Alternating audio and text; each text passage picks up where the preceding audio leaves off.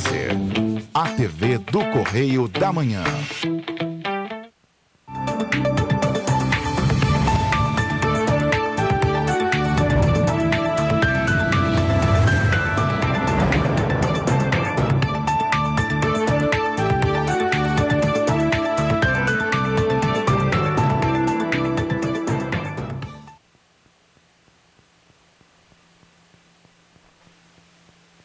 Dia 1º de julho, já estamos aí na metade do ano, passando tudo muito rápido. Bem, quero agradecer a audiência e o carinho, você que nos acompanha em Petrópolis, já há 20 anos em Petrópolis, mas eu quero mandar um abraço especial ao pessoal de Nova Friburgo, estamos aí no canal 5, Teresópolis 21, Três Rios e Paraíba do Sul, canal 3 e Pati do Alferes também, canal 16, como aqui em Petrópolis. Bem, desde já, obrigada pela audiência e pelo carinho. E hoje a gente vai começar falando do Palácio de Cristal, né? Tanto tempo o Palácio de Cristal em obras, mas agora tem novidades, hein? As obras do Palácio de Cristal estão sendo realizadas por meio de um convênio com o governo federal, isso todo mundo já sabe. As intervenções estão em fase final, esta é a novidade, e conta com uma outra novidade, a instalação do piso Fuguê, antiderrapante e permeável de quartzo, granito e outras pedras naturais aglutinadas com resina. Mais confortável do que a pavimentação anterior de pedriscos. O Fuguê está sendo construído nos quase 600 metros do passeio ao redor do monumento, que totalizam área de 2.200 metros. Além da restauração do palácio, que inclui recuperação da estrutura de ferro e revestimentos, troca de vidros e pintura. A obra abrange reforma da portaria, sanitários e gradis, iluminação externa e acessibilidade para pessoas com deficiência. Um investimento total de R$1.900.000. Ontem teve visita lá, hein? Acompanhando as imagens, além do prefeito de Petrópolis, o secretário nacional de Desenvolvimento do Turismo, Fábio Pinheiro, os secretários municipais, integrantes do trade turístico da cidade e de municípios do entorno. Participaram também empresários e os vereadores Ingo Rames, Gilda Beatriz e Júnior Coruja. Muito bem, né? Finalmente vai sair. Porque faz falta, é um ponto turístico muito importante, né, gente? Bem, o governo do estado do Rio de Janeiro e a União assinaram ontem, quinta-feira, dia 30, o contrato e os aditivos necessários para a adesão definitiva do Rio de Janeiro ao regime de recuperação fiscal. A formalização do acordo vai permitir o equilíbrio das contas públicas ao longo dos próximos 9 anos, tornando o estado mais forte com capacidade de investimentos. O ingresso do Rio de Janeiro no regime representa ainda mais previsibilidade para o pagamento de salários dos servidores públicos e também de fornecedores. Sob a vigência do regime de recuperação fiscal, o Rio de Janeiro vai pagar neste primeiro ano, ou seja, até dezembro de 2022, cerca de R$300 milhões por mês a partir de agosto ao Tesouro Nacional. O valor é referente às parcelas da dívida que o Estado tem com a União. Gente, a dívida é grande, hein? 148 bilhões e 100 milhões de reais. Bem, essa recuperação fiscal prevê que as parcelas serão aumentadas gradativamente até o término do acordo, que é em 2031. Até o final deste ano, o Estado pretende pagar R$1,6 bilhão do montante da dívida. Bem, vamos agora mudar de assunto, porque nesta quinta-feira à noite, em Petrópolis, os moradores dos conjuntos Castelo São Manuel e Moacir Padilha receberam o secretário de Infraestrutura e Obras, Rogério Brandi. Estes conjuntos, gente, foram entregues à população há mais de 10 anos. Atualmente, todos os prédios apresentam pintura desgastada, rachaduras e infiltrações nas coberturas, além de problemas nos telhados e necessidade de modernização da rede elétrica. A limpeza das caixas d'água e cisternas também estão na relação de intervenções necessárias em todos os condomínios.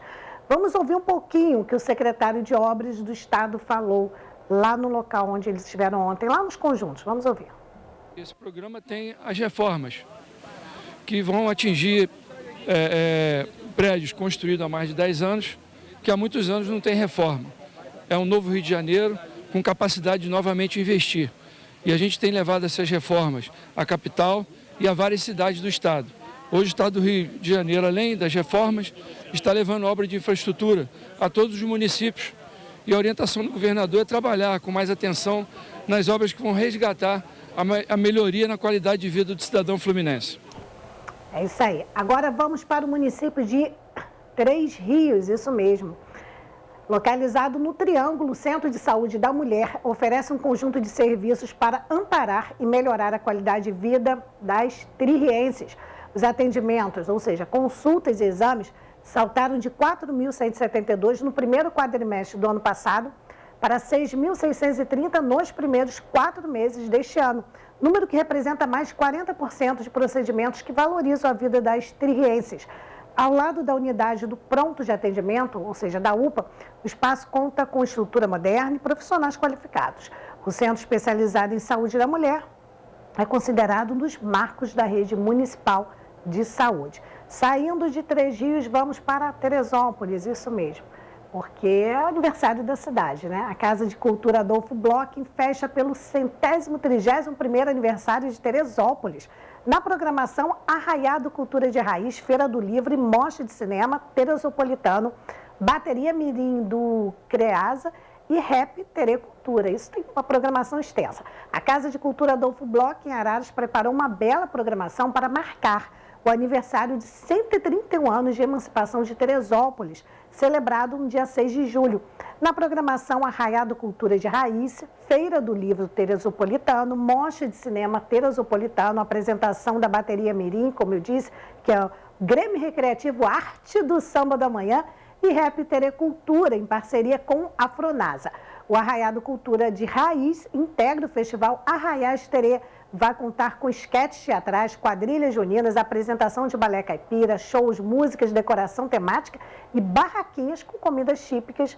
O evento será realizado domingo, agora dia 3 de julho, de 10 da manhã às 7 da noite. Né? Para mim, o melhor de tudo são as barraquinhas com comidas típicas, que eu amo. Vamos continuar ainda em Teresópolis, gente. Para celebrar a chegada do inverno, a Prefeitura de Teresópolis, através da Sala Verde, Kit Quero Verde, da Secretaria de Meio Ambiente, preparou uma programação especial com várias atividades de entretenimento e lazer abertas ao público em geral.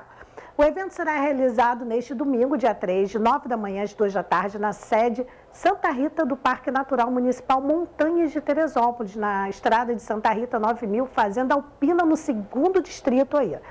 Com o tema Viva o Inverno, os visitantes poderão conferir a feira de produtos orgânicos e de artigos de artesanato, exposição fotográfica, como também participar de oficinas, contação de histórias, curtir uma música ao vivo e aproveitar, claro, para conhecer as trilhas da unidade de conservação. As atividades são gratuitas e incluem entretenimento realizado em proximidade com a natureza, né? Isso é muito bacana, valorizando assim, o meio ambiente e as belezas da região. Olha que maravilha. Bem, no próximo bloco eu converso com Ramon Melo, que é secretário de Administração e Recursos Humanos da Prefeitura de Petrópolis. Vamos falar de assuntos pertinentes aqui ao município, né? Você que nos acompanha de outro município. Então, nós vamos falar de assuntos específicos de Petrópolis, mas com certeza bem relevante aqui à sociedade petropolitana. Eu volto já já, gente, é menos de 2 minutos, papo.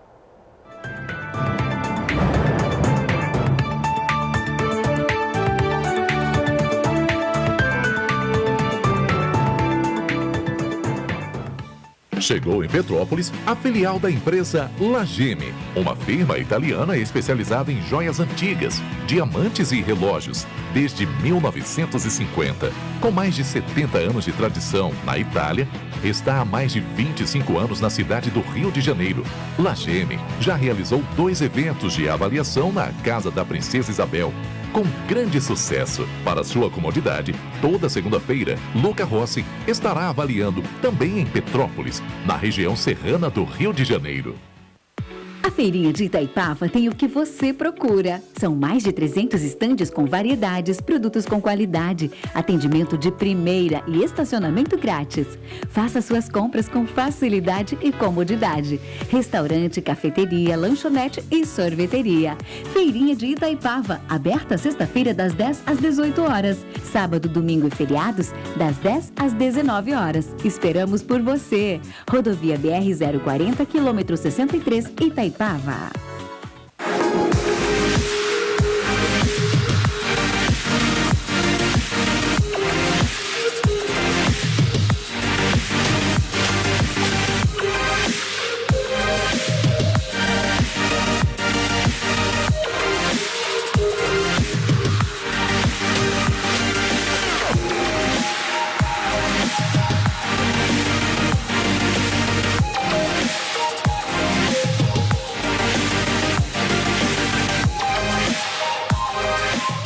sua internet está lenta?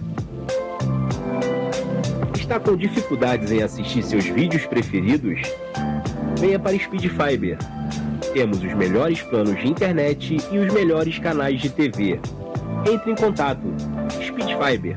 Internet confiável. Móveis Pedro II. Nossa loja tem os produtos de qualidade e bom gosto que você já conhece e uma equipe pronta e preparada para oferecer o melhor, com conforto, água fresquinha e um cafezinho quentinho. Móveis Pedro II você já conhece e confia. Venha e prepare sua casa para ficar mais bonita. Shopping Pedro II, no centro de Petrópolis. Nossa, Sueli, eu quero o carro, eu vi primeiro. Quem disse que eu quero carro? Nesse aniversário de Ouro Brasil, eu quero vento na cara, eu quero essa moto, eu quero ofertas radicais, vem! Arroz Palmares 5 quilos, 16,29. Feijão preto máximo 1 quilo, 6,49. Açúcar Guarani 1 quilo, 3,19. Óleo de soja ABC, Cocamar ou Vitalive 900 ml, 8,65. Leite condensado Frimeza 395 gramas, 4,59. Café Pilão tradicional 500 gramas, 17,49. Margarina Quali 500 gramas, promoção especial, leve 3, pague 2, a unidade sai a 5,99. Contra filé friboi ou entrecote maturata quilo, 39,89. A 100 paleta ou peito friboi quilo, 23,49. Linguiça calabresa perdigão quilo, 18,89. Amistel latão 473 ml, 3,29. Lava roupas Omo lavagem perfeita 1,6 kg, 16,98. Minha gata louca, estávamos juntas. Beba com moderação.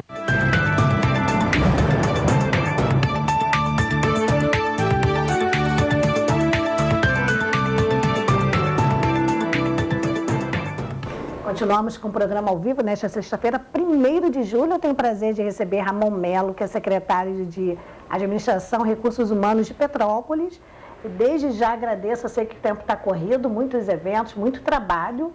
Obrigada pela disponibilidade de vir conversar conosco e, claro, aí os telespectadores e internautas aguardando. Tudo bem, Ramon? Eu estou muito bem, Beth. Agradeço mais uma vez a oportunidade de estar conversando com você aqui, com seus telespectadores e os internautas também. Muito agradecido. Bem, tem assim 2 pautas, vou te deixar bem à vontade, você escolhe o que você quer começar. 2 assuntos que as pessoas cobram, né? Primeiro, aquele prédio que foi comprado ali na Floriano Peixoto, porque de início foi assim uma notícia ótima, e depois ficou meio confuso, aí depois as pessoas, uns gostando, outros reclamando. E eu falei, gente, não adianta, porque a internet é muito ruído, cada um fala o que quer. Eu falei, vamos trazer a pessoa que sabe o que está acontecendo para explicar para a gente em relação àquele prédio que foi comprado para as vítimas das tragédias agora de fevereiro e março, ou só de fevereiro, não sei. Então, você que vai contar para a gente para quais pessoas, quais vítimas serão destinados o prédio, claro. Quanto custou, como está esse processo, afinal, a prefeitura pagou, não pagou? Gente, é muito tititi, então agora você vai ficar bem informado sobre o assunto, né, Ramon? Bom, Beth, acho que primeiro é agradecer a oportunidade da gente poder estar explicando todas essas questões. Eu tenho certeza que a nossa imprensa é muito demandada, né, com relação a essas questões que muitas das vezes, até por falha nossa mesmo, não ficam muito claras em relação à comunicação institucional, né? Mas você lembrou, né? Infelizmente nós tivemos 2 catástrofes na cidade, tanto 15 de fevereiro quanto 20 de março, que acabou desdobrando com mais de 240 mortos na nossa cidade, uma demanda grande aí de 800 a 900 famílias que ficaram desabrigadas e desalojadas, né? E aí, evidentemente, a gente tem um déficit habitacional na cidade, que precisa de ser resolvido muito rapidamente. Com isso, muita gente ajudou Petrópolis, né? Seja instituições, seja o próprio poder público, o governo federal, né, nos ajudou através de programas de trabalho, né? O que é o programa de trabalho? A gente elabora os projetos, é levado em caráter de urgência para o governo federal e ele autoriza o repasse das verbas para a realização daqueles projetos, né? São obras que foram realizadas na cidade, muitas, inclusive, que já estão em fase de conclusão. A gente pode verificar Barão do Rio Branco, Correias e outras regiões, algumas encostas e tudo mais. Em contrapartida, a grande ajuda que a gente teve, e aí de uma certa forma discricionário. O que é discricionário? É um recurso que a prefeitura recebe e o prefeito e o governo né, tem a possibilidade de direcionar aquele recurso como ele bem entender. Foi o caso do recurso da Assembleia Legislativa, da ordem de 30 milhões de reais. Todos os deputados aprovaram, os 70 deputados do Parlamento Fluminense aprovou, para que esse dinheiro, né, fosse repassado para Petrópolis. Então, dentro do que foi gasto com esses 30 milhões de reais, várias ações foram feitas, mas uma delas foi exatamente a compra desse prédio na Floriano Peixoto, e o prefeito fez uma transferência desse dinheiro para a Secretaria de Administração, que cuida também do patrimônio da prefeitura, ou seja, são os bens móveis e imóveis, né? Só para esclarecer, são os prédios públicos, mas também, por exemplo, né, as viaturas, os veículos. Então, nós que fazemos a administração desses bens da Prefeitura de Petrópolis. E aí, automaticamente, nós adquirimos aquele prédio e iniciamos um processo e tratativas, em conjunto com outras secretarias, inclusive a Procuradoria do Município e a Secretaria de Fazenda. Foi startado esse processo na administração pública pelo prefeito, para que nós pudéssemos ter uma verificação de que se havia na cidade algum prédio parecido com aquele. Inclusive chamamos, né, os corretores de imóveis da cidade e foi-nos apresentado aquele imóvel. E aí tem todo um procedimento que é feito dentro da administração pública, especialmente na nossa secretaria, que é uma comissão que é nomeada já no início do governo, chamada de Comissão de Avaliação Imobiliária, que faz a avaliação de todos os contratos, sejam eles de locação ou seja de compra de móveis ou imóveis, né? E nesse caso foi feito através dessa comissão, que é composta de 5 servidores públicos, e chegou à conclusão que o valor estava muito abaixo do mercado, porque aquele prédio está parado há 60 anos, realmente existia uma questão de um inventário que estava a terminar, mas que nós conseguimos, através de tratativas com a 4ª Vara Civil do nosso município, que cuida da Fazenda Pública, desenrolar. O prédio foi efetivamente pago, o prédio já está pago, foi feito 3 milhões de reais.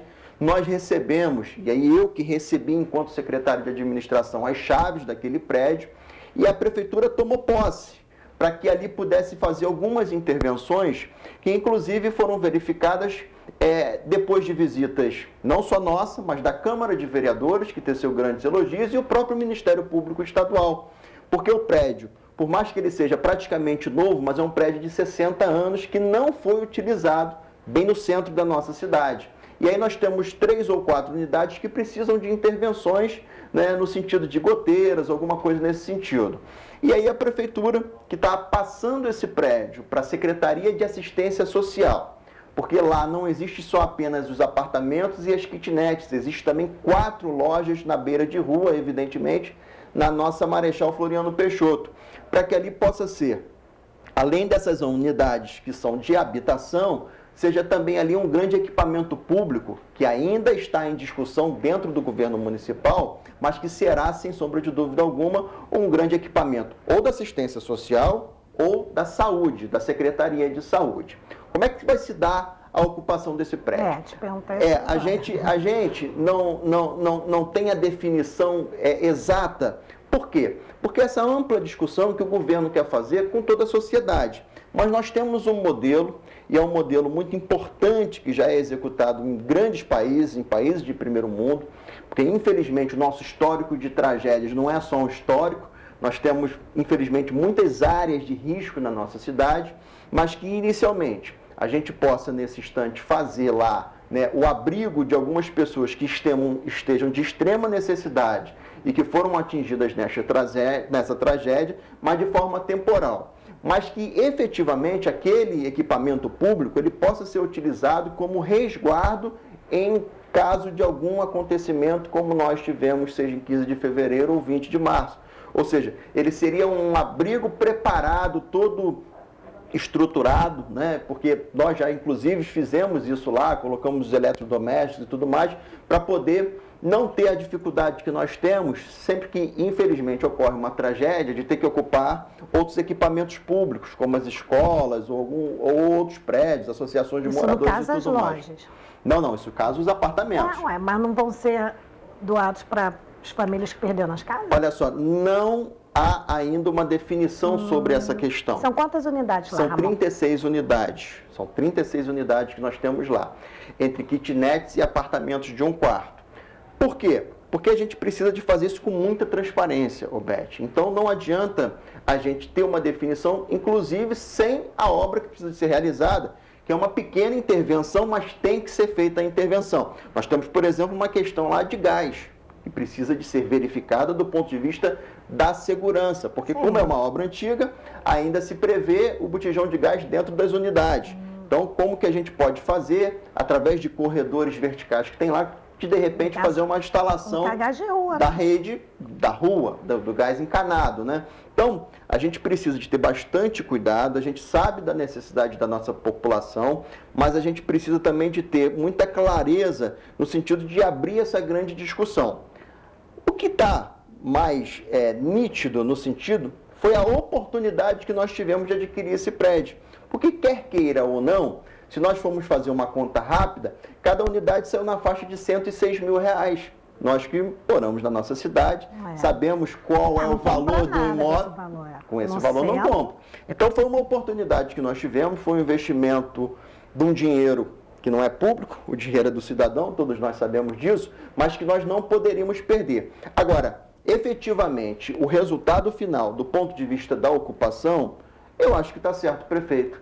Tem que fazer uma discussão não só dentro do governo, mas com a sociedade, com o parlamento, chamar talvez até o Ministério Público, para a gente saber. Nós temos essa ideia inicial de ser um abrigo municipal. No entanto, a gente tem também que acelerar, e acelerar para outras frentes, né? O que a gente tem cobrado muito, Beth, e tem tido alguma resistência, infelizmente, e a gente costuma dizer com muita tristeza que às vezes a resistência passa até, nos parece, por algum tipo de preconceito, é o terreno que a prefeitura tem lá no Caititu, né? A gente vê tanta construção imobiliária nessa cidade, tanta coisa que é feita, com as liberações dos órgãos ambientais, e infelizmente lá no Caititu, por ser, né, uma construção que serão unidades habitacionais populares, a gente não consegue, existe resistência e tudo mais.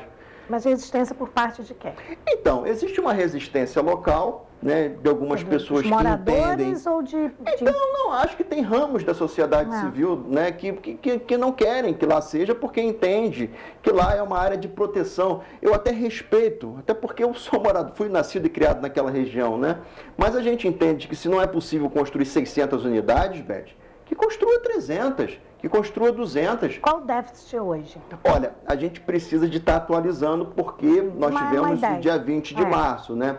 Mas a gente tem uma média de mais ou menos 20 mil famílias que moram em área de risco na nossa cidade, que ainda moram em área de risco. Ou seja, a gente precisa de ter intervenções nesse sentido. Então, eu acho que essa questão do Caititu, como já é um prédio, é um terreno próprio da prefeitura, que está fácil. Inclusive, agora o prefeito conseguiu, junto com o governo do estado, que fosse recuperada uma verba passada para que aquela via que desce do Carangola e sai no Caititu fosse toda pavimentada, aquela obra está parada, né? Pavimentada, colocação de meio-fio, iluminação pública, que a gente possa ali estabelecer um conjunto habitacional, unidades populares, para que a gente comece a diminuir exatamente esse déficit habitacional que existe na nossa cidade. Então, quer dizer, é uma discussão que a gente tem que ser feita e nós não podemos cair, assim como o nosso Dom Gregório sempre fala, né, na síndrome do céu azul. Só porque o céu azul agora está tudo bem. Não está tudo bem. A gente não está medindo esforços para poder superar esse momento que a gente viveu e outros, né, que nós já passamos, e a gente precisa realmente de dar resposta para a nossa sociedade. E lá para o prédio da Floriano Peixoto, tem previsão de quando as obras e essa parte toda do gás de rua? Então, as obras já estão acontecendo, a Condep já está atuando lá. Inclusive, eu quero dizer que está franqueada a entrada, inclusive da imprensa, se quiser ir lá verificar o prédio, está totalmente à disposição, né? A determinação do prefeito é que essa obra termine no mês de julho, que essa discussão também seja feita agora, nesses próximos 30 dias, para a gente poder dar uma destinação, seja para as 4 lojas que nós temos embaixo, seja para as 36 unidades habitacionais que nós temos lá naquele prédio. Bem, então essa questão do prédio, gente, da Floriano Peixoto, acho que está claro, porque fica um questionamento muito aberto e vai gerando um mal-estar, vai gerando uma apreensão das pessoas que precisam, porque o prédio, aliás, foi pago ou não foi pago, os proprietários conseguiram colocar a mão no dinheiro ou ainda está empenhado, então assim, fica muito disse-me-disse, e o que a gente precisa saber, precisa informar a população, não acontece. Então, por isso, muito importante a sua vinda hoje, Ramon, porque aí a gente de vez coloca, né, um ponto final, não porque ainda tem toda a parte da obra, da entrega, do como, para quem vai ser destinado, mas pelo menos essa parte, você deixou muito claro. Burocrática, o prédio está pago. É da Prefeitura. É da Prefeitura. É da Prefeitura de Petrópolis. E vai ser destinado de uma maneira ou de outra, ou para famílias que irão morar lá. Exatamente. Ou vai ficar como já um ponto pronto. Exatamente. Para próximas tragédias. Aí a gente já sabe o que vai acontecer, né? A gente falando isso. Mas ele já sabe que vem mais tragédia. Infelizmente, enquanto não assentar todo mundo que está na área de risco. Beth, mais do que isso, né?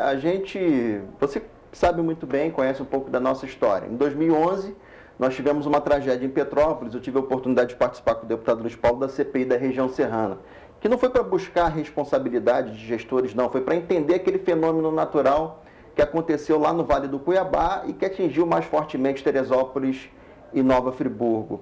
Ali nós já constatamos, naquele período, que seria aquela chuva torrencial recorrente. Infelizmente, aconteceu tudo aquilo que a gente não torcia para que acontecesse. A chuva caiu numa localidade extremamente com grande número de pessoas morando, que foi a nossa região do Alto da Serra, Caxambu, Morém e tudo mais. Isso vai ser recorrente daqui para frente. E mais do que isso, Beth, não foi uma coisa apenas. Acho que é isso que a gente tem que deixar muito claro e olhar nos olhos das pessoas e poder dizer. É claro que existe uma questão, né, de desordem urbana, digamos assim, num português muito claro. Mas esse fenômeno natural que aconteceu, seja no dia 15 de fevereiro ou 20 de março, foi muito mais do que isso, foi um fenômeno natural. E basta a gente observar exatamente as encostas que foram atingidos. Eu outro dia ainda falava isso com o prefeito, tem determinados locais que sequer o homem pisou, que descolou daquela pedra e desceu arrastando todas as moradias que estavam embaixo.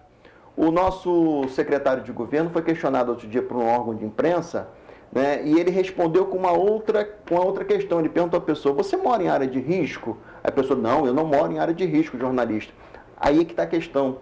Infelizmente, mediante tudo isso que vem acontecendo, acaba que todos nós, de um certo grau, moramos em área de risco. Não tem jeito, mediante toda essa transformação climática que está acontecendo. E, infelizmente, para aqueles que tiveram, né, a possibilidade de verificar no local, em loco, o que aconteceu, a gente vai no Caxambu, vê aquele escorregamento daquela pedra, que é uma coisa sobrenatural. A nossa própria 24 de maio, a 1º de maio, ou seja, né, nessa tragédia, possivelmente não teria talvez ações mais efetivas. E aí é importante deixar isso registrado, que tem órgãos, inclusive, que estão fiscalizando isso, mas inicialmente não teria ações mais efetivas no sentido de se prever o que iria acontecer e o que efetivamente poderia ter sido feito, além das ações, né, de defesa civil que já vinham sendo feitas há muito tempo na nossa cidade. Você falou 20 mil famílias ou 20 mil pessoas em 20 mil famílias. 20 mil famílias em área de risco. Então, infelizmente, a gente sabe que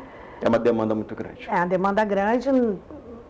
Nenhum governo agora vai solucionar isso se não tiver todo um planejamento de habitação, isso para médio e longo prazo, principalmente.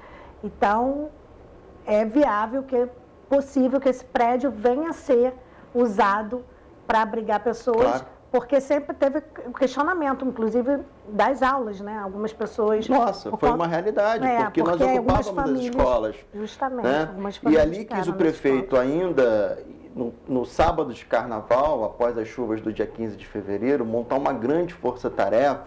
É importante registrar isso. Eu falava também esses dias, né?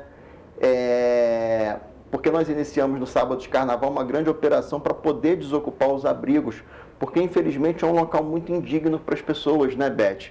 Nós sabemos muito bem como que é uma sala de aula, sem nenhuma separação, sem nenhuma divisória. E ali reunido 3, 4, 5, 6 famílias no mesmo ambiente, num local como aquele, né? Então nós começamos essa operação, infelizmente no dia 20, quando a gente estava entregando a última escola, que era a comunidade Santo Antônio, né? A escola das comunidades de Santo Antônio, veio a chuva do dia 20 novamente, nós tivemos que nos restabelecer, claro que bate um momento de grande depressão, né? E aí ocupou os abrigos novamente e conseguimos, ao mesmo tempo, fazer com que a gente fizesse essa operação com muitos servidores. Aí cabe aqui um agradecimento aos servidores da prefeitura, a todos os colaboradores, voluntários, que nos ajudaram nas duas tragédias para poder desocupar o abrigo e conseguir moradias para que a gente implementasse o aluguel social, ampliasse, né, o aluguel social na nossa cidade.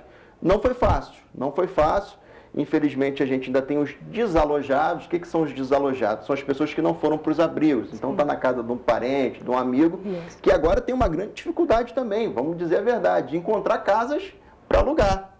Porque essa foi a determinação do prefeito, quando inclusive conseguiu, junto com o governo do estado, é bom que se registre isso, né, elevar o valor do aluguel social. Porque ele sabia que se fosse na ordem de R$500, que era o valor que o aluguel social era pago, com certeza a gente iria conseguir apenas em área de risco o aluguel, né? Então ele conseguiu pactuar com o estado do Rio de Janeiro, né? E é importante esse registro, que o estado deu R$800 e a prefeitura deu os R$200, complementando R$1.000 para pagar um aluguel que seja minimamente digno, né? Então isso, de uma certa maneira, facilita um pouco o nosso cidadão, mas não está sendo fácil, porque mediante a demanda toda, a gente perdeu a oferta de casas para alugar. E acabou supervalorizando também o mercado imobiliário. Bom para o locador, mas para o locatário é complicado. Terrível. E o aluguel social da parte da prefeitura está em dia? Tanto da parte da prefeitura quanto do governo do estado, porque na verdade isso foi pactuado, mas o estado ainda está se organizando do ponto de vista administrativo e esse aluguel está sendo pago inclusive pela prefeitura, os 800 e os 200, nesses 3 meses que já foram pagos. Mas está tudo pactuado com o estado, o prefeito tem dialogado muito com o governador vai fazer inclusive o repasse disso que foi pago pela prefeitura, que é obrigação do estado, e que daqui para frente vai ser tudo regularizado do ponto de vista apenas administrativos entre os poderes, né? Então, para acalentar até um pouco, eu acho que se você recebe muito essa demanda de quem está com aluguel social, pode ficar tranquilo, né, que essas questões estão sendo muito bem tratadas, não tem nenhum tipo de divergência ou de situação conflituosa. Então, a gente imagina que com essa pactuação que foi feita, tudo vai ser adequado e regularizado da forma que está sendo, né? Não tem nenhum débito em aberto, o aluguel tem sido pago pelo dia 20, é dentro da área de assistência social, mas está tudo dentro do que a gente imaginava que deveria ser. O segundo assunto eu vou deixar para o próximo dia, a gente vai marcar, porque o nosso tempo acabou. Mas antes de encerrar, Ramon, só para o pessoal ficar tranquilo, procede informação que o aluguel social será pago pelo Estado só até dezembro agora, desse ano? Não, essa informação não procede, porque, na verdade, como essa é uma prestação continuada, né, a nossa torcida seria que pagasse só até dezembro, desde que a pessoa tivesse uma moradia. Mas, possivelmente, a gente não tem a previsão de que isso venha a acontecer. Então, por parte da prefeitura, a garantia é que vai se transcorrer pelo período que for necessário o pagamento do aluguel social. Eu tenho um ponto a colocar aqui, Beth, que infelizmente a gente não pode sonegar o cidadão. Nós temos uma eleição estadual. A gente não sabe quais os compromissos que o próximo governador terá. Mas, inicialmente, não tem nenhuma informação de que isso vai parar em 31 de dezembro. Porque, assim, muita gente me questionando isso. Causa apreensão. As pessoas estão apreensivas. E se eu não conseguir minha casa até 31 de dezembro? Não. E eu falei que eu não tinha essa informação, já que você veio aqui hoje, falei, vou perguntar ao secretário. Tanto que, em outras tragédias que já aconteceram na nossa cidade, ainda tem pessoas morando de aluguel social há mais de ano, infelizmente. Ramon, muito obrigado, foi esclarecedor. A gente vai ficar devendo ao telespectador a questão do centro administrativo, mas dá tempo, né? Porque tá tudo muito no início. Mas quero trazer pautas boas para você, quero falar do concurso público. Mas o centro administrativo é bom. É uma pauta boa, vamos falar do concurso da educação que nós vamos abrir. Então já fica o convite aqui ao vivo. Estou à disposição. A assessoria vai ver sua agenda lá para a próxima semana, né, as próximas, porque assim, a informação é muito importante, porque a gente quebra, porque senão fica muita fake news, sabe? Porque todo mundo tem acesso à internet, aí cada um posta o que quer. Então aí fica uma coisa que a gente não consegue ajudar. E o programa aqui é de utilidade pública. Essa é a ideia, é trazer informação direto da fonte. Muito obrigada mesmo, gostei. Eu que agradeço a oportunidade. Obrigado mesmo. Tá. Gente, o programa não acabou. Depois do intervalo, eu converso com o vereador Yuri Moura, que também foi muito requisitado aqui pelos telespectadores. E a gente volta já já, menos de 2 minutos.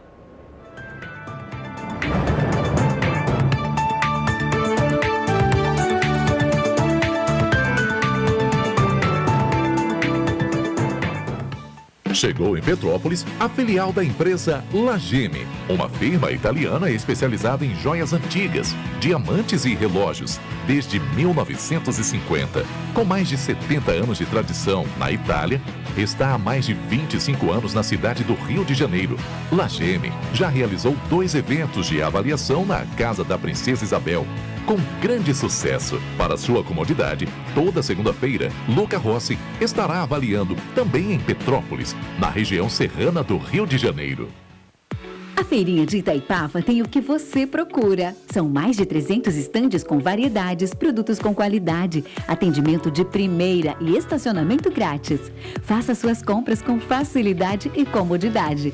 Restaurante, cafeteria, lanchonete e sorveteria.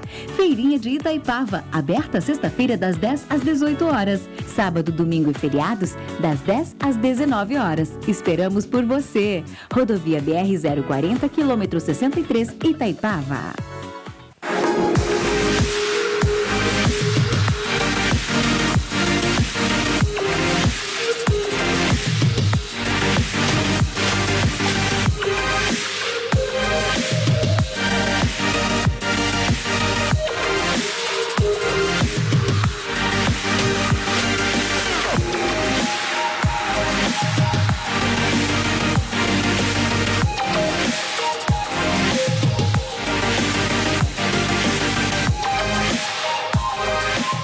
Sua internet está lenta?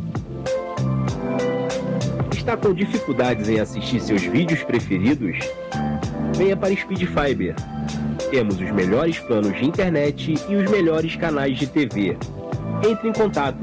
Speed Fiber. Internet confiável.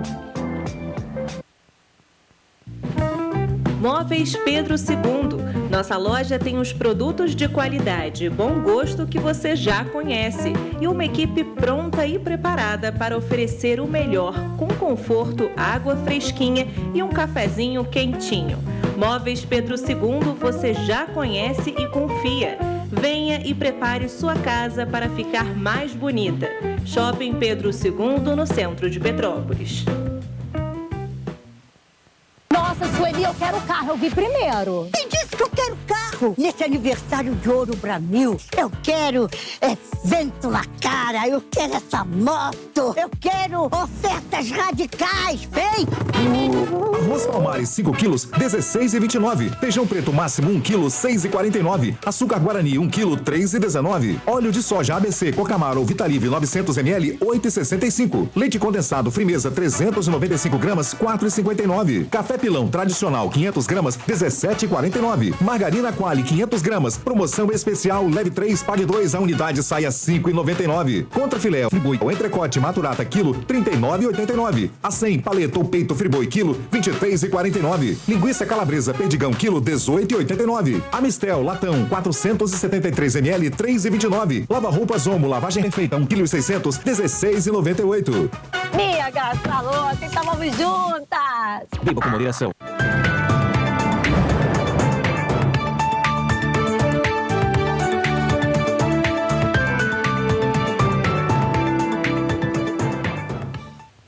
Continuamos ao vivo o programa original nesta sexta-feira, 1º de julho, primeiro dia do mês, já a gente aí, metade do ano. E o assunto do dia, de ontem, de hoje, os próximos dias, é a situação da aviação Cascatinha, no bairro Carangola, né? Foram retiradas as linhas ali, passaram para a cidade das Hortênsias. Ontem teve reunião, inclusive, do vereador Júnior Coruja com as lideranças comunitárias. Teve uma discussão ampla. Lá na sessão plenária de ontem, eu estava lá, o vereador Fred Procópio botou plaquinha em tudo, fora Cascatinha, o vereador Yuri falou muito, foi bem incisivo nessa questão, mas, gente, desde que inventaram a internet, as coisas giram de uma tal maneira que a gente tem que ir. Não pode levar muito a sério, não, senão a gente fica maluco. Aí eu convidei o vereador Yuri Moura para explicar a posição dele em relação ao Cascatinha, porque, olha, tinha gente viajando, falando que ele não gostou. Eu sei que a coisa vai crescendo de uma tal maneira, e eu estava lá, vi o discurso dele, então trouxe ele aqui para explicar para vocês. Boa tarde, vereador. Obrigada por ter vindo. Muito obrigado por esse espaço. O teu programa tem se transformado num lugar, numa oportunidade de transparência e participação. Essa é a ideia. E, então, para a gente não perder muito tempo, que o tempo voa aqui, né? Senta aí, já está na hora de levantar. Eu vi seu discurso, filmei até uma parte, coloquei lá no meu Facebook tudo, não deu para filmar tudo, gente passando na frente e tal. Mas teve gente falando assim, o vereador Yuri não gostou, eu não entendi. Pelo que eu entendi, você explicou muito bem lá, então vai explicar aqui ao vivo pra gente. Beth, a gente está no ano eleitoral, então o que não falta é gente para colocar a palavra na minha boca. Né? Os adversários, os opositores vão fazer esse trabalho sempre, por mais que eu seja um cara super ativo nas redes sociais, um cara que está sempre presente na imprensa, um cara que está sempre na rua, sempre vão tentar desvirtuar o que é falado. Isso é o custo que eu pago por me posicionar em todos os assuntos da cidade, eu não me escondo. Né? Qualquer pauta eu estou aí para debater, qualquer pauta eu tenho um projeto, qualquer pauta eu acompanho, fiscalizo, faço o meu trabalho. Então, não tem jeito, isso aí passa batido. Mas sobre a Cascatinha eu tenho uma posição bem clara. Há mais ou menos 2 meses eu apresentei indicação legislativa na Câmara para que a CPTrans, junto à Prefeitura, para a gente poder entender como funciona, a concessão do transporte público, ela é dada por meio do município, ou seja, é a Prefeitura responsável. Sim. Quem fiscaliza esses contratos é a CPTrans. Então eu fiz uma indicação legislativa pedindo o quê? Que a CPTrans e a Prefeitura iniciassem um processo administrativo para poder causar ou a intervenção ou a tomada das linhas de algumas das empresas, as 5 em Petrópolis. Porque esse é o procedimento que a lei permite para que a Prefeitura, junto da CPTrans, possa reorganizar o transporte que está na mão das empresas. É o que eu sempre falo, o transporte é público, ou pelo menos deveria ser. As empresas devem prestar um serviço, mas elas não são donas do sistema. Infelizmente, por conta da vida fácil que elas tiveram nos últimos governos, elas tomaram conta do sistema. Né? O bilhete era delas, elas que definem a hora e o horário e a linha, elas que definem se vão tirar o carro, se não vão pôr. Elas começaram a controlar tudo. E aí, quando eu iniciei esse processo administrativo, ao mesmo tempo, o vereador Fred Procópio, junto lá do bairro do Carangola, protocolou um abaixo-assinado pedindo exatamente a mesma coisa que eu, só que especificamente para o Carangola. Isso. E aí o presidente da CPTrans, Jamil Sabrá, numa reunião do Comutran, que eu estava lá, porque eu sou conselheiro, a reunião que eu votei contra o aumento da passagem, o único conselheiro que fez isso, ele anunciou, está em ata, dizendo que iria enviar para a Prefeitura essa notícia de que não tem mais condições, a Cascatinha não está cumprindo. O prefeito tomou a decisão de fazer o quê? A partir disso, já que a Cascatinha não cumpre, pois a Cascatinha é a empresa que mais quebra, nesse mês de junho a gente teve cerca de 600 falhas mecânicas, ou seja, por 600 vezes os ônibus em Petrópolis quebraram. Mais de 500 são da Petrolito da Cascatinha.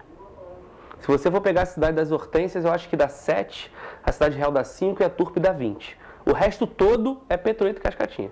A partir disso tudo que o povo está sofrendo na pele, das manifestações que a gente fez nos bairros, junto às lideranças, desse movimento legislativo que eu fiz do abaixo-assinado com o vereador Fred Procópio. Acho que foram mais de 1.200 assinaturas. Mais de 1.200 assinaturas. O prefeito lá, junto do Jamil Sabrá, resolveu tomar 8 linhas da cidade, da Cascatinha, e distribuir ela para outra operadora, possivelmente a cidade das Hortênsias, por ser do bairro, por facilitar a logística. Eu concordo com isso. Eu não acho que isso resolva o problema do transporte público. Porque, como eu digo, a gente tem que tirar o poder das empresas e a gente tem feito uma série de coisas para isso.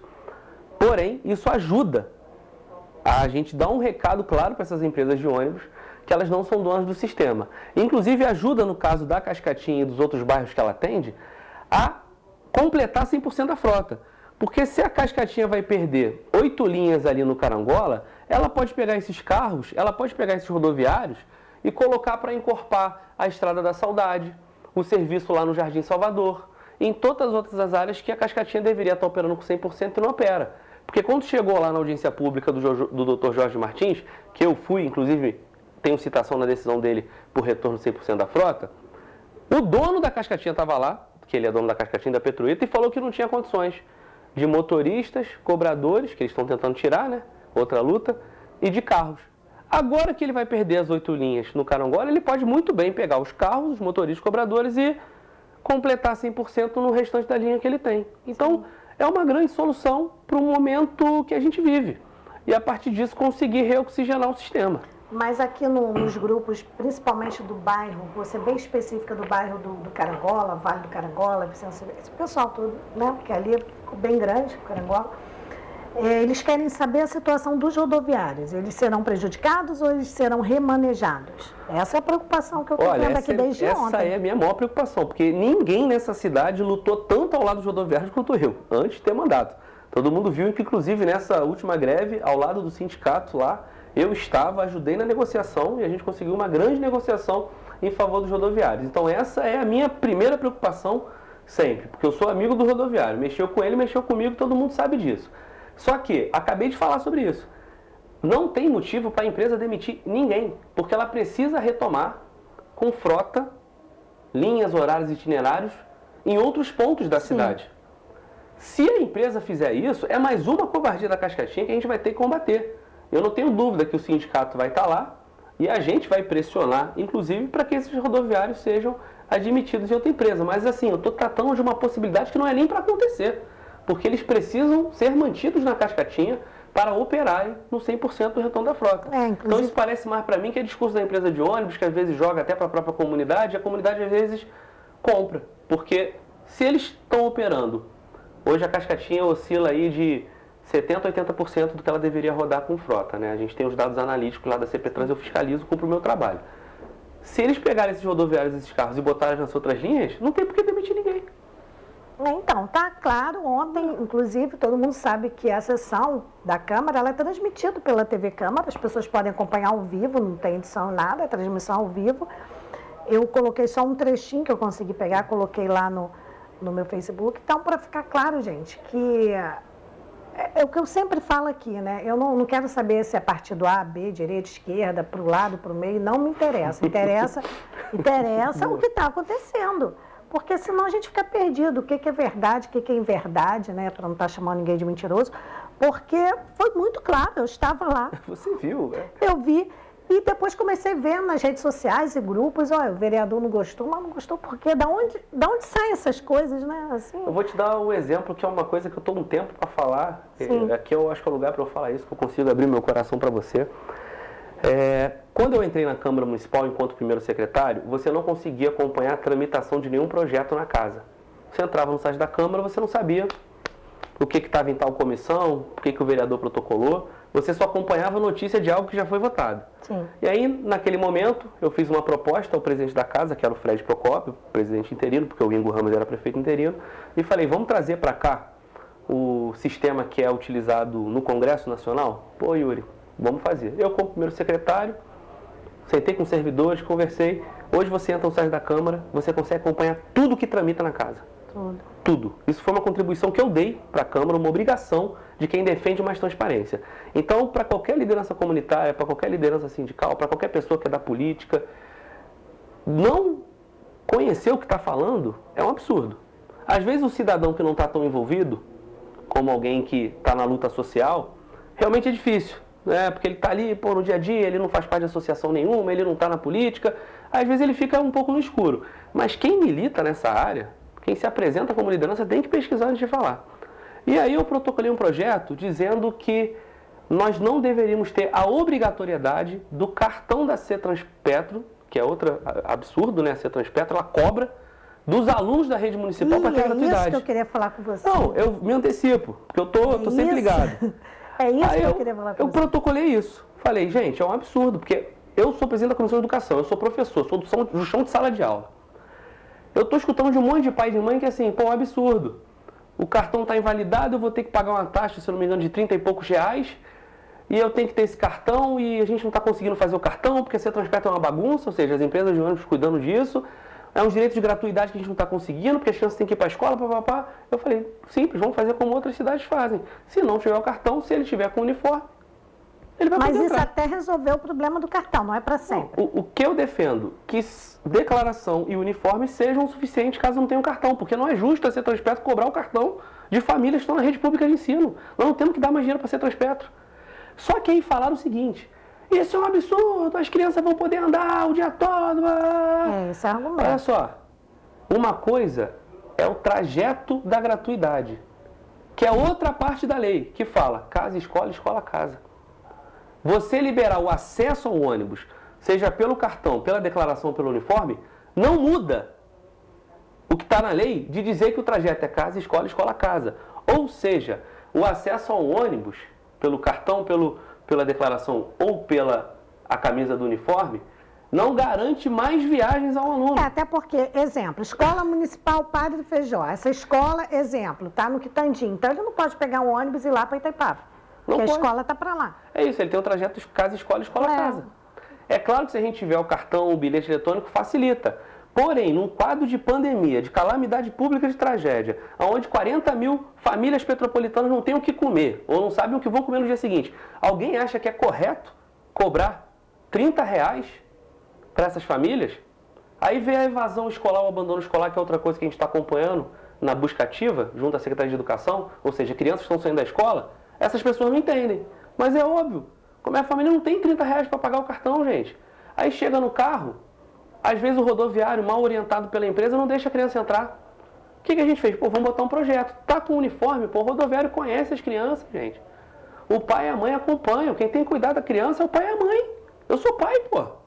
Você é mãe. Sim. Então, assim, e o nosso projeto não muda o que está na lei, que é o direito à gratuidade, ida e volta. Mas aí falaram um monte de besteira. Aí eu digo, leia. E se não sabe, pergunta. Não, eu lembro, quando eu vi isso tudo, eu até te convidei para vir, você estava com compromissos no Rio, não pôde vir, por isso que eu falei, tem muita coisa para falar, porque assim, por um motivo ou outro, seja pela sua posição firme, seja pela sua ideologia, eu vejo que tudo que você posta, as pessoas, tudo é exagero, mas assim, 70% que você posta, as pessoas já criam uma outra história, né? E aí isso não é bom, gente. Eu gosto, porque o trabalho incomoda, tem que incomodar. Não, porque assim, tudo que é bom para a população, o que deveria ser bom, que a gente, né, que supostamente seja bom, a gente tem que primeiro entender para divulgar a verdade. E senão fica complicadíssimo. Chegou para mim, eu ainda não tinha visto a postagem. Eu te sigo lá no Instagram, mas na correria eu não tinha visto. Aí começa a chegar no WhatsApp assim: olha que absurdo, o vereador Yuri agora vai deixar as crianças batendo perna o dia inteiro. Eu falei, gente, como ele vai deixar? Ele não tem acesso a essas crianças. Aí eu fui olhar, tentar entender, aí fui lá no seu Instagram, fui ver a postagem, né? Te convidei para vir aqui e tudo mais, porque fica complicado, as pessoas vão deturpando tudo. Isso é maldade, assim. E o da Cascatinha ontem, eu falei, gente, eu estava lá, ele não falou nada disso. Tudo bem, mas gente que está no meio da política fazer isso é maldade, a fake news está aí. Isso aí é uma realidade, né? Aí quem conta um conto aumenta um ponto. E eu te falei, estamos no ano eleitoral, mas está tudo bem, eu vou sempre trabalhar com a verdade, eu vou estar sempre aqui, ó, cara limpa, mãos abertas, para falar o que é o projeto. Posso estar errado, pode discordar, é da vida. Mas assim, mentira é sacanagem, né?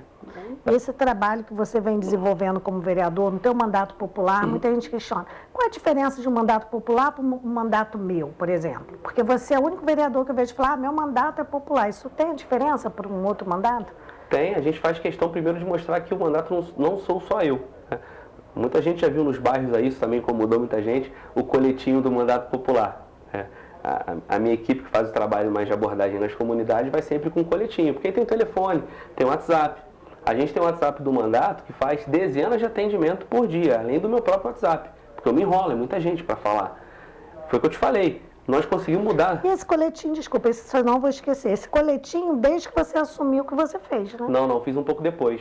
Quanto tempo Como depois? o próprio gabinete de rua, porque qual foi o problema? A gente assumiu no meio de uma pandemia. Né? Então muita coisa que eu queria fazer no primeiro ano de mandato, eu não podia. Eu queria fazer grandes plenárias do mandato, não consegui fazer, porque tinha pandemia e tudo mais. Aí depois eu retomei alguns encontros. Eu queria já começar o meu gabinete de rua na primeira semana de mandato. Fui fazer agora esse ano. Ah, porque ano de eleição não, porque não tinha segurança sanitária para isso. Eu poderia, inclusive, ser criticado com razão, porque eu estava lá brigando pela vacina. Foi o início do meu mandato foi a briga pela vacina. O primeiro requerimento de informação que eu fiz foi sobre o plano de vacina. E aí eu vi que o governo anterior O governo anterior, o governo interino, tinha feito um plano todo fora da realidade. Aí fiz várias indicações, a gente conseguiu consertar. Daí rodoviário foi vacinado, daí profissional de educação foi vacinado, daí grávidas e puérperas foram vacinadas. Luta nossa. Aí veio a pandemia, toda aquela discussão, abre, fecha, fecha, não abre, volta escola, não volta. Consegui aprovar a lei da notificação compulsória, que é de minha autoria. Ou seja, hoje as escolas são obrigadas a avisar em 24 horas qualquer caso de Covid, porque a gente no início do retorno tivemos algumas escolas, principalmente privadas, que omitiam. Aí os professores começaram a denunciar para mim e consegui aprovar essa lei junto do SIMPRE e do CEP, que são os sindicatos dos professores públicos e privados. Então a gente ficou muito preso na dinâmica de pandemia, então muitos projetos que eu queria realizar já no primeiro ano de mandato eu não pude, né, por conta desse contexto. Aí vem a tragédia. Duas das maiores tragédias da nossa história. Muita gente falou que você não ajudou em nada, só foi lá postar. Aí tem que conversar com quem mora lá, que me viu na hora certa, carregando geladeira, ajudando a procurar gente embaixo da barreira, articulando cesta básica, articulando voluntário, fazendo meu trabalho de legislador, que foi por conta do nosso trabalho que a gente conseguiu transparência no aluguel social, está lá no site, foi uma indicação da nossa comissão.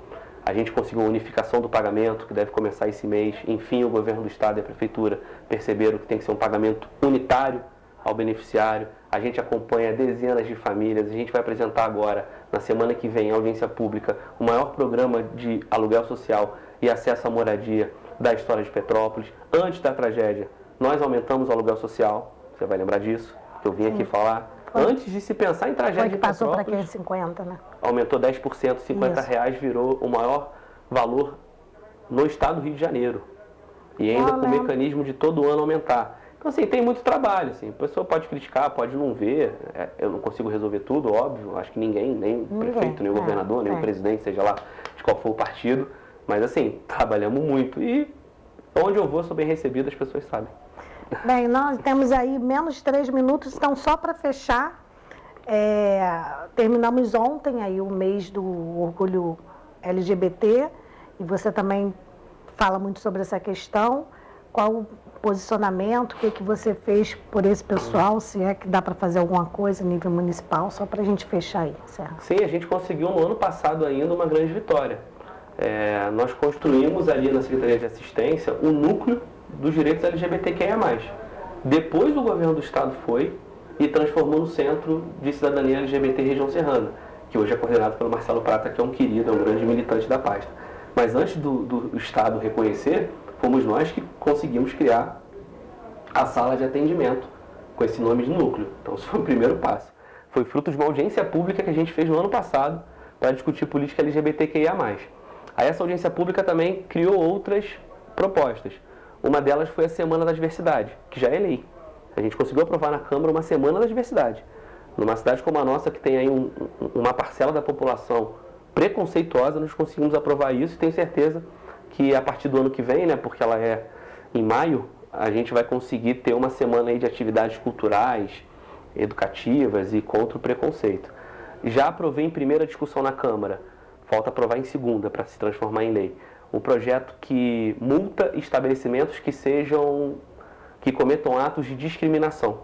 Então, se você está num bar, num restaurante, alguém te ofender, seja por racismo, por homofobia, por qualquer coisa relativa a você tem uma deficiência, por você ser mulher. Gordofobia também, muita gente sofre com isso. Todo tipo de violência, recebo relatos disso, essa pessoa vai poder denunciar e a prefeitura vai multar esse estabelecimento. Já aprovei em primeira discussão, tem que aprovar em segunda, porque como é uma lei que cria sanções, ela tem essa tramitação.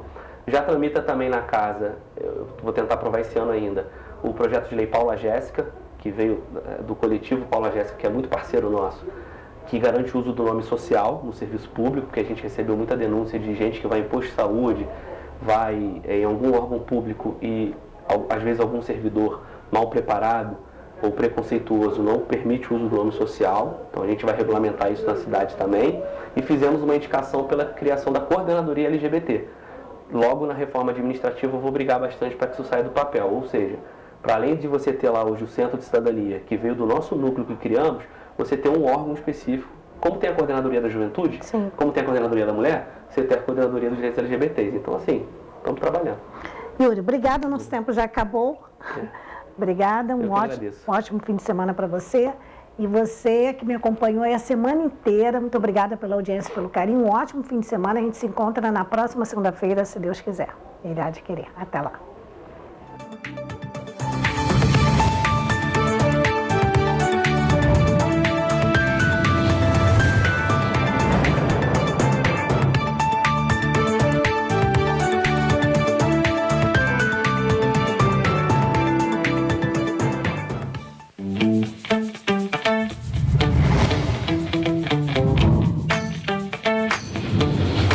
TVC, a TV do Correio da Manhã.